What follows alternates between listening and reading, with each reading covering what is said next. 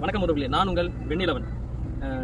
8000 தனியார் மருத்துவமனை வந்து அனுமதிக்கிறதுக்கு திரு விஜய் அவர்கள் அனுமதி தந்திருந்தார். அது நேற்றைய தினத்தில் வந்து அந்த அனுமதி திரும்பியும் வாபஸ் பெறப்பட்டது. நீங்கள் ஒரு திட்டத்தை வந்து தரத்துக்கு முன்னாடி நல்லா யோசித்து ஆராய்ந்து ஒரு திட்டத்தை வந்து செயல்படுத்துங்க. காரணம் என்னன்னா, நீங்கள் 8000 தனியார் மருத்துவமனைக்கு அனுமதி தந்தாங்கன்னா அது வந்து பொது நோக்கமாக இருக்காது, வியாபார நோக்கத்தை நோக்கி தான் வந்து அந்த மருத்துவமனைகள் படித்து வர மருத்துவர்கள்லாம் வந்து செயல்படுவாங்க.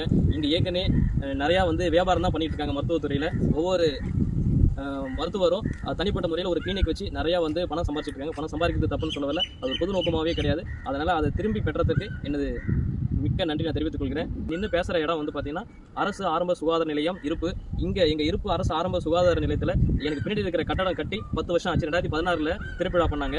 10 வருஷம் ஆச்சு. இதுலேயே 2 பில்டிங் சேர்ற இடத்துல நிறைய இடத்துல வந்து ஒழுவுது. மழை காலத்தில் வந்து ஃபுல்லாக உள்ளார தண்ணி நிற்கும். அந்த ஒரு ஃபெசிலிட்டி இல்லை இங்கே. அதேமாதிரி வந்து ஒவ்வொரு பேஷண்ட்டுக்கும் ஒரு கேபினாக பிரித்து வைக்கிற அளவுக்கு இங்கே ஒரு ஃபெசிலிட்டி இல்லை. ஃபுல்லாக வந்து அட்டையை வச்சு ஸ்க்ரீன் போட்டு அப்படி தான் வந்து இங்கே பராமரிக்கிறாங்க.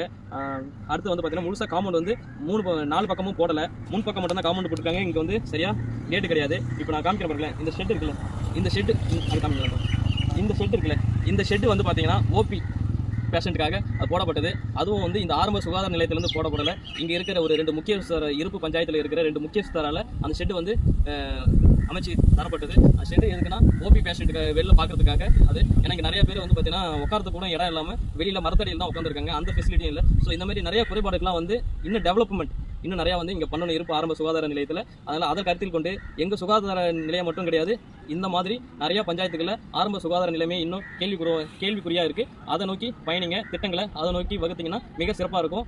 நன்றி, வணக்கம். உங்கள் வெண்ணிலவன்.